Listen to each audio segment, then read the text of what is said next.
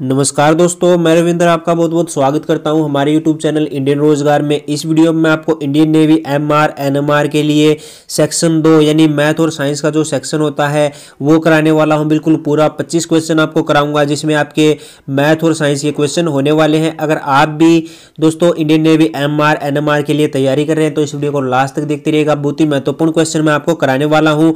और दोस्तों इस वीडियो को लास्ट में आप कमेंट करके जरूर से बताएगा कि आपको इसमें से कितने क्वेश्चन आते थे, ऑनेस्टली जरूर से बताइएगा।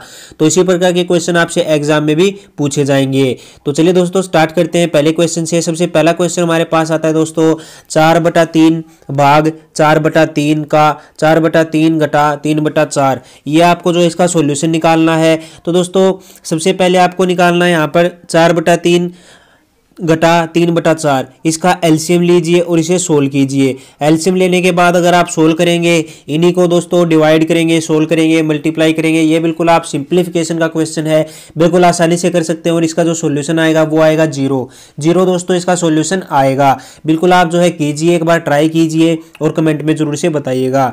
अगला क्वेश्चन है दोस्तों प्रथम 5 क्रमागत विषम संख्याओं का औसत। प्रथम 5 क्रमागत विषम संख्याओं का औसत आपको जो है बताना है। तो दोस्तों यहाँ पर प्रथम 5 क्रमागत प्राकृत संख्याएं कौन सी होती हैं? 1 हो गया, उसके बाद 3, 5, 7, उसके बाद 9। इन्हें अगर हम जोड़ेंगे दोस्तों 25 आ जाएगा। और इनका औसत यानी 5 संख्याएं हैं तो 25/5 यानी 5 जो है इसका औसत आ जाएगा। तो यहाँ पर 5 कौन सा है दोस्तों? Option number C. तो ऑप्शन नंबर सी इसका राइट आंसर हो जाएगा।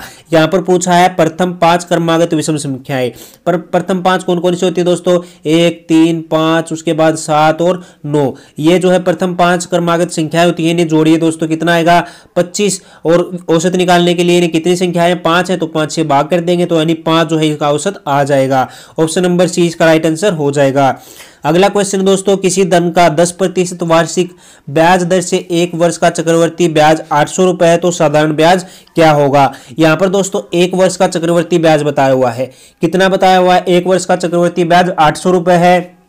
तो दोस्तों जो पहला वर्ष होता है उसका चक्रवर्ती ब्याज और साधारण ब्याज क्या होता है? बराबर होता है। तो ऑप्शन नंबर ए ही इसका राइट आंसर हो जाएगा, क्योंकि यहाँ पर प्रथम वर्ष पूछा है। अगर द्वितीय वर्ष पूछा होता तो अलग होता, लेकिन यहाँ पर पहले ही वर्ष का जो चक्रवर्ती ब्याज होता है, साधारण ब्याज होता है, वो समान होता है। तो ए इसका राइट आंसर हो जाएगा। 800 रुपए है, क्योंकि चक्रवर्ती ब्याज भी प्रथम वर्ष का 800 रुपए था। ऑप्शन ए राइट आंसर हो जाएगा। अगला क्वेश्चन हमारे पास आता है दोस्तों ए और बी है, वो किसी कार्य को 4 दिन में करते हैं। यानी ए और बी किसी कार्य को 4 दिन में करते हैं दोस्तों। ए और बी किसी कार्य को कितने दिन में करते हैं? 4 दिन में करते हैं। इसी प्रकार दोस्तों जो बी है, बी और सी किसी कार्य को कितने दिन में करते हैं दोस्तों? 8 दिन में करते हैं। इसी प्रकार दोस्तों ए और सी आपको पूछा हुआ है तो यहाँ पर कितने दिन में करते हैं? 16 दिन में करते हैं। तो आपको बताना है ए बी सी कितने दिन में उस कार्य को करेंगे। तो यहाँ पर दोस्तों इन्हें ऐड कीजिए, आप जो है ए बी सी को निकालिए, यानी इनका कार्य कितना हो जाएगा? ए जमा बी का 1 दिन का कार्य कितना हो जाएगा दोस्तों? 1/4। इसी प्रकार बी जमा सी का 1 दिन का कार्य 1/8 और ए जमा सी का 1 दिन का कार्य कितना हो जाएगा दोस्तों? 1/16। इन तीनों को ऐड कीजिए दोस्तों। ऐड करने के बाद हमारे पास जो आ जाएगा वो आ जाएगा यहाँ पर दोस्तों इन तीनों का कार्य 7/16 आ जाएगा। उसके बाद दोस्तों इसे रिवर्स करेंगे, यानी इनकी एफिशिएंसी आ गई है। कार्य निकालेंगे तो 16/7 और इसका जो ओवरऑल आंसर आएगा दोस्तों यहाँ पर आएगा 2 सही 2/7। तो इसे आगे आपको सोल्व करना है वो आप कर सकते हैं। तो option number C right answer हो जाएगा दोस्तों। 2 सही 2/7 दिन जो है उनको लगेंगे तीनों को, अगर ये कार्य को समाप्त करना है। अगला क्वेश्चन हमारे पास आता है दोस्तों 0.5 गुणा 0.5 घटा 0.4 गुणा 0.4 बटे 0.5 घटा 0.4। तो यहाँ पर दोस्तों ये फॉर्मूला यहाँ पर बन रहा है a² घटा b² बटे a-b। तो इसे आप सोल्व कर सकते हैं दोस्तों। a² घटा b² बटे a-b। तो यहाँ पर क्या आ जाएगा? a+b दोस्तों निकालिए आप। a+b कितना आ जाएगा? 1.0, यानी 1 आपका जो है आंसर आ गया है। तो बिल्कुल आसानी से आप कर सकते हैं। अगला क्वेश्चन हमारे पास आता है दोस्तों एक दुकानदार किसी वस्तु का मूल्य 30% बढ़ाकर लिखता है। कितना मूल्य बढ़ाकर लिखता है दोस्तों, 30% जो है मूल्य बढ़ाकर लिखता है। तो कितना मूल्य हो गया उसका, मान लीजिए पहले 100 था तो अब कितना हो गया, 130 हो गया। उसी प्रकार दोस्तों उसने कहा है एवं उस पर 10% कमीशन देकर बेचता है। उस पर कितना कमीशन देता है दोस्तों, 10% कमीशन बेचता है। तो उसका लाभ अथवा हानि आपको बतानी है। तो उसका दोस्तों लाभ होगा तो यहाँ पर कितने में बेचता है, 100 था पहले, तो यहाँ पर आप निकाल सकते हैं। तो दोस्तों यहाँ पर 13 रुपए का जो इसे लाभ होगा। तो ऑप्शन नंबर सी इसका राइट आंसर हो जाएगा। अगला क्वेश्चन है दोस्तों, शंकु का आयतन ज्ञात करना है आपको। शंकु जो होता है, कोण जो होता है, उसका आयतन आपको बताना है। तो शंकु के आयतन का फॉर्मूला आप सभी को पता है, क्या होता है, pi r square h. Pi r square h ये इसका फॉर्मूला होता है दोस्तों। डायरेक्टली फॉर्मूला आपसे पूछा हुआ है, आप बता सकते हैं pi r square h. Option number A right answer हो जाएगा, पाई आर स्क्वायर एच। अगला क्वेश्चन है दोस्तों लोग वाला, इसे आप आसानी से कर सकते हैं। यहां पर देखिए ये आपके पास जो है क्वेश्चन दिया हुआ है log 4x plus log base 2x, इसकी वैल्यू कितनी हुई है, 6 है। तो आपको x की वैल्यू निकालनी है। तो x की वैल्यू आप दोस्तों इसे अगर सोल्व करेंगे डिटेल में, ये थोड़ा लंबा क्वेश्चन बनेगा दोस्तों। यहाँ पर मैं आपको बता सकता हूँ log 10x हो जाएगा दोस्तों, यहाँ पर log टू द 10x हो जाएगा। उसके बाद दोस्तों यहाँ पर 2 log 10 2 हो जाएगा दोस्तों। इसे अगर हम ऐड करेंगे और सॉल्यूशन निकालेंगे तो दोस्तों यहाँ पर जो हमारे पास आंसर आएगा, x की जो वैल्यू आएगी दोस्तों, x इक्वल टू 2 की पावर 4, 2 की पावर 4 कितना होता है दोस्तों, यहाँ पर 16। तो 16 हमारे पास जो है आंसर आ जाएगा। इसे सोल्व कीजिए दोस्तों। लोग का टॉपिक मैं आपको सोच रहा हूँ कि एक अलग टॉपिक आपको करवाऊं बिल्कुल लोग के बारे में, लेकिन दोस्तों लोग से शायद ही क्वेश्चन आपका जो है बने। मोस्ट प्रोबेबली चांस है आपका क्वेश्चन जो है लोग से नहीं बनेगा। तो अगर आप कहें कमेंट में तो मैं आपको अलग से लोग का चैप्टर भी जो है करा दूंगा। अगला क्वेश्चन हमारे पास आता है दोस्तों, 4 सेंटीमीटर त्रिज्या वाले गोले को पिघलाकर 1 सेंटीमीटर त्रिज्या वाले के कितने गोले बनाए जा सकते हैं। यानी 4 सेंटीमीटर वाला एक त्रिज्या वाला गोला है, उसे पिघलाकर दोस्तों 1 सेंटीमीटर त्रिज्या वाले कितने गोले बना सकते हैं।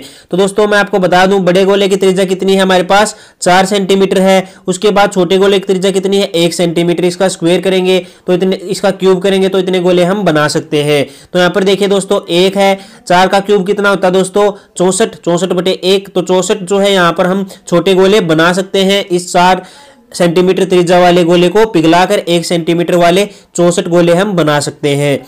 अगला क्वेश्चन हमारे पास, कोई धनराशि साधारण ब्याज से 6 वर्ष में 2 गुनी हो जाती है। कोई धनराशि दोस्तों साधारण ब्याज से 6 वर्ष में कितनी हो जाती है दोस्तों, 2 गुनी हो जाती है।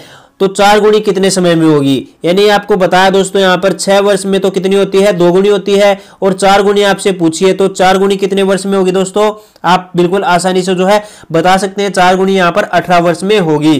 क्योंकि यहाँ पर देखिए दोस्तों, मान लीजिए कोई भी राशि है 1 रुपया है, उसमें मिश्र धन कितना हो जाएगा दोस्तों, उसका जो कुल मिश्र धन हो जाएगा 2 रुपए। उसके बाद ब्याज कितना लगा है, 1 रुपए लगा है।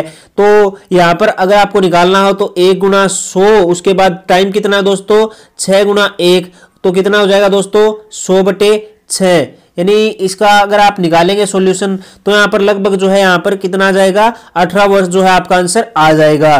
तो 18 वर्ष में जो है वो धनराशि जो है 4 गुनी जो है 18 वर्ष में हो जाएगी। अगला क्वेश्चन है दोस्तों, secant square theta minus tangent square theta. Secant square theta minus tangent square theta का फॉर्मूला क्या होता है दोस्तों, इसका आंसर क्या आएगा आप बताइए एक बार कमेंट में। क्योंकि सीकेंट स्क्वायर थीटा आप सभी को पता है 1 + टेंजेंट स्क्वायर थीटा, जब 1 + टेंजेंट स्क्वायर थीटा दोस्तों, उसके बाद यहाँ पर सीकेंट स्क्वायर थीटा पूछा है। सीकेंट स्क्वायर थीटा को हम क्या लिख सकते हैं, सीकेंट स्क्वायर थीटा को दोस्तों हम क्या लिख सकते हैं, देखिए यहाँ पर बिल्कुल इजी वाला आंसर जो है यहाँ पर आने वाला दोस्तों। आप सभी को पता है सीकेंट स्क्वायर थीटा जमा टेंजेंट स्क्वायर थीटा क्या होता है, 1 होता है। उसी प्रकार दोस्तों यहाँ पर अगर हम निकालें यहाँ पर सीकेंट स्क्वायर थीटा जमा टेंजेंट स्क्वायर थीटा, उसके बाद कितना होता है दोस्तों, ये होता है 1 होता है। तो यहाँ पर हम लिख सकते हैं दोस्तों 1 + tangent square theta minus tangent square theta equal to 1 हो जाएगा। क्योंकि सीकेंट स्क्वायर थीटा को हम क्या लिख सकते हैं दोस्तों, 1 + टेंजेंट स्क्वायर थीटा। तो यहाँ पर ओवरऑल हमारे पास जो आंसर आ जाएगा वो आ जाएगा 1। तो ऑप्शन नंबर 20 का राइट आंसर हो जाएगा। अगला क्वेश्चन हमारे पास आता है दोस्तों, किसी 100 मीटर ऊंची मीनार की परछाई दोस्तों, किसी 100 मीटर ऊंची मीनार की परछाई, ये 100 मीटर ऊंची मीनार मान लीजिए, इसकी जो परछाई है वो यहाँ पर दोस्तों कितनी आ रही है, परछाई की लंबाई कितनी है, 10√100√3 है। उसके बाद यहाँ पर छाया की मीनार से सिरे का कोण बताना है दोस्तों आपको, यहाँ पर कोण आपको जो है बताना है। तो कोण कितना हो जाएगा दोस्तों, यहाँ पर अगर हम इसे निकालेंगे कोण को, तो यहाँ पर हमें निकालना है एंगल निकालना है, टेंजेंट थीटा निकालना है। तो टेंजेंट थीटा निकालने के लिए क्या होंगे दोस्तों, लंब यानी 100/100√3 यानी 1/√3, और 1/√3 कितना होता है दोस्तों, टेंजेंट 30। तो ऑप्शन नंबर बी सी इसका राइट आंसर हो जाएगा, टेंजेंट 30। तो ये बात आप ध्यान रखिएगा, टेंजेंट 30 जो है इसका राइट आंसर हो जाएगा। अगला क्वेश्चन हमारे पास आता है दोस्तों, यहाँ पर जब गोला, यहाँ पर देखिए, जब गोली लक्ष्य पर लगती है तो कभी कभी चमक होती है। जब गोली लक्ष्य पर लगती है तो दोस्तों कभी कभी चमक होती है, क्योंकि जो गतिज ऊर्जा होती है, गतिज ऊर्जा उष्मा ऊर्जा में बदलती है, काइनेटिक एनर्जी हीट एनर्जी में बदलती है। क्योंकि जब गोली दोस्तों किसी भी सरफेस से लगेगी तो वहां पर जो है हीट एनर्जी उत्पन्न होगी। तो ये इसका राइट आंसर हो जाएगा। अगला क्वेश्चन हमारे पास आता है दोस्तों, लिफ्ट में एक मनुष्य का आभासी भार उसके वास्तविक भार से कम होगा, जबकि लिफ्ट यानी एक मनुष्य का आभासी भार उसके वास्तविक भार से कम होगा। कब दोस्तों कम कब होता है लिफ्ट में भार, लिफ्ट में भार कम कब होता है दोस्तों, जब जो है लिफ्ट नीचे की तरफ आ रही हो। क्योंकि दोस्तों जब लिफ्ट नीचे की तरफ आ गई तो उसका वेट जो होगा, उसमें जो भी इंसान जो है बैठा है उसका जो वेट होगा वो यहाँ पर कम होगा। अगर लिफ्ट दोस्तों ऊपर की ओर जा रही है तो वेट ज्यादा होगा, और फ्री फॉल करेगी तब वेट जो है उसका 0 होगा, और इसे हम क्या कहते हैं, वेटलेसनेस कहते हैं। तो इसका राइट आंसर हो जाएगा दोस्तों डी, नीचे की ओर आने से जो है त्वरण से आ रही है। अगला क्वेश्चन है दोस्तों, क्या कारण है एक लोहे की छोटी सी कील पानी में डूब जाती है जबकि पारे में तैरती है। पारे में तैरती है दोस्तों और पानी में डूब जाती है। क्यों डूब जाती है, क्योंकि आप सभी को पता है जो पारे का घनत्व होता है वो पानी से ज्यादा होता है, डेंसिटी पर ही सब कुछ जो है होता है, और पारे का घनत्व ज्यादा होने के कारण दोस्तों उसमें जो है लोहे की कील तैरेगी, क्योंकि लोहे का घनत्व कम है और उसका पारे का घनत्व ज्यादा है। लेकिन दोस्तों पानी में वो इसीलिए डूब जाते हैं क्योंकि पानी का घनत्व कम है, लोहे का घनत्व ज्यादा है। ये इसका राइट आंसर हो जाएगा। अगला क्वेश्चन है, श्वेत दीप्त वस्तु का ताप होता है। श्वेत दीप्त वस्तु का क्या ताप होता है दोस्तों, श्वेत दीप्त वस्तु का ताप होता है यहाँ पर 1600 डिग्री सेल्सियस। अगला क्वेश्चन है, विटामिन डी की कमी से कौन सा रोग होता है। तो विटामिन डी की कमी से कौन सा रोग होता है दोस्तों, विटामिन डी की कमी से रिकेट्स रोग होता है बच्चों में, ऑस्टोमलेशिया होता है अडल्ट्स में, या फिर वृद्धों में कौन सा होता है, ऑस्टोमलेशिया, और बच्चों में होता है रिकेट्स। तो यहाँ पर ऑस्टोमलेशिया नहीं है तो रिकेट्स इसका राइट आंसर हो जाएगा। और विटामिन डी का अच्छा सोर्स कौन सा है दोस्तों, सनलाइट। अगला क्वेश्चन है, एक क्वेश्चन मैं आपको देता हूं दोस्तों कि जो विटामिन डी है वो फैट सोल्यूबल है या फिर वाटर सोल्यूबल, यानी विटामिन डी पानी में घुलनशील है या फिर जल में। इसका आंसर कमेंट में जरूर से बताइएगा। अगला क्वेश्चन है दोस्तों, सबसे बड़ा ग्रह कौन सा है। सबसे बड़ा ग्रह कौन सा है दोस्तों, सबसे बड़ा ग्रह आपका बृहस्पति है। Option number B right answer हो जाएगा दोस्तों, सबसे बड़ा ग्रह है यहाँ पर बृहस्पति। सबसे ज्यादा उपग्रह भी किसके हैं, बृहस्पति के। अगला क्वेश्चन है, एक हॉर्स पावर इनमें कितने वाट होते हैं। एक हॉर्स पावर में दोस्तों 746 वाट होते हैं। मैंने बहुत बार आपको बताया हुआ है एक हॉर्स पावर में कितने वाट होते हैं, 746 वाट होते हैं। अगला क्वेश्चन है, एक घड़ी की चाबी भरने से उसमें ऊर्जा संचित होती है। एक घड़ी में अगर हम चाबी भरेंगे तो दोस्तों उसमें पोटेंशियल एनर्जी यानी स्थितिज ऊर्जा जो है बनेगी, क्योंकि जो एनर्जी स्टोर के कारण होती है या फिर स्थिति के कारण होती है वो स्थितिज ऊर्जा होती है। स्थिति के कारण इसमें कौन सी ऊर्जा बनेगी दोस्तों, स्थितिज ऊर्जा यानी पोटेंशियल एनर्जी बनेगी। अगला क्वेश्चन है, ताप बढ़ने पर वस्तु का, यहां पर क्या है, ताप बढ़ने पर वस्तु का प्रत्यास्थांक गुणांक क्या होता है दोस्तों। ताप बढ़ने पर किसी वस्तु का प्रत्यास्थ गुणांक क्या होता है। ऑप्शन ए कम हो जाता है, ऑप्शन बी बढ़ जाता है, ऑप्शन सी कोई प्रभाव नहीं पड़ता, और ऑप्शन डी है आपके पास यहाँ पर ऑप्शन 3 है दोस्तों। ऑप्शन आपको इनमें से बताना है। तो यहाँ पर इसका जो राइट आंसर हो जाएगा दोस्तों वो जाएगा कम हो जाता है। ऑप्शन नंबर ए इसका राइट आंसर हो जाएगा। अगला क्वेश्चन हमारे पास आता है, निम्न में से कौन सा उष्मा का सर्वोत्तम चालक है, यानी बेस्ट कंडक्टर है हीट का। तो यहां पर आप सभी को पता है जो चांदी है वो हीट और इलेक्ट्रिसिटी का बेस्ट कंडक्टर है। Option number C right answer हो जाएगा। अगला क्वेश्चन है, शराब जो कि एक अल्कोहलिक पेय दोस्तों के रूप में कौन सा पदार्थ प्रयुक्त होता है। तो दोस्तों जो अल्कोहलिक पेय होता है शराब, उसमें कौन सा जो है पदार्थ प्रयुक्त होता है। तो इसका राइट आंसर हो जाएगा दोस्तों इथाइल अल्कोहल। इथाइल अल्कोहल, जो कि स्वास्थ्य के लिए अति हानिकारक है। तो यहाँ पर जो शराब है वो इथाइल अल्कोहल होती है। और दोस्तों जो प्योर अल्कोहल होता है उसकी थोड़ी सी भी मात्रा शरीर के लिए घातक सिद्ध हो सकती है, यह बात भी आप ध्यान रखिएगा। अगला क्वेश्चन है दोस्तों, सरल आवर्त गति में किसका मान स्थिर नहीं रहता? सरल आवर्त गति में किसका मान स्थिर नहीं रहता है?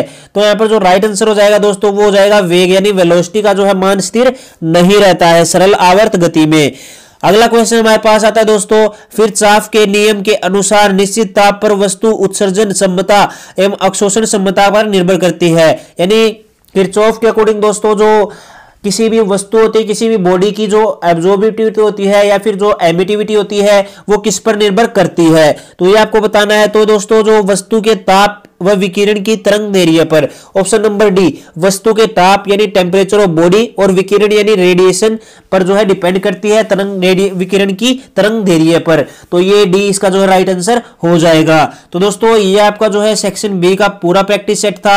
लगभग 25 क्वेश्चन पूरे मैंने आपको करा दिए हैं और पूरा प्रैक्टिस सेट आपका जो है कंप्लीट हो गया है। इससे पहले मैंने आपको जीके का प्रैक्टिस सेट करवा दिया था, अगर आपने वो नहीं देखा है तो वो भी देख लीजिएगा। उसके साथ ही दोस्तों अगर आप जो है इंडियन नेवी एमआर के लिए जीके लेना चाहते हैं, उसके साथ ही अगर आप जो है जनरल साइंस लेना चाहते हैं तो हमने जो है आपके लिए पीडीएफ फॉर्मेट में बुक बनाई है, उन्हें आप डाउनलोड कर सकते हैं। लिंक वीडियो के डिस्क्रिप्शन में है।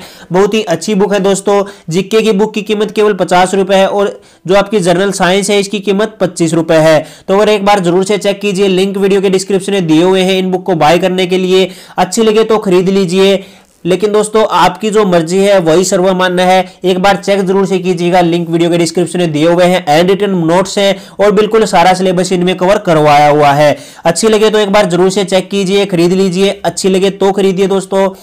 बहुत ही अच्छी पुस्तकें हैं। हमने खासतौर पर इंडियन नेवी एमआर के लिए 2 पुस्तकें यानी सामान्य ज्ञान और सामान्य विज्ञान की तैयार की हैं, और इंडियन नेवी एसएसआर AA और एयरफोर्स एक्स ग्रुप के लिए फिजिक्स पार्ट 1 को आप देख सकते हैं। तो वीडियो कैसी लगी लाइक कर दीजिए, शेयर कर दीजिए। चैनल पर पहली बार आ रहे हैं तो चैनल को सब्सक्राइब कर लीजिए और घंटे का आइकन दबा लीजिए ताकि आपको जैसे ही हम नई वीडियो अपलोड करें आपको उसका नोटिफिकेशन मिल जाए। तो मिलते हैं आपको एक और नई वीडियो में, तब तक के लिए जय हिंद, जय भारत।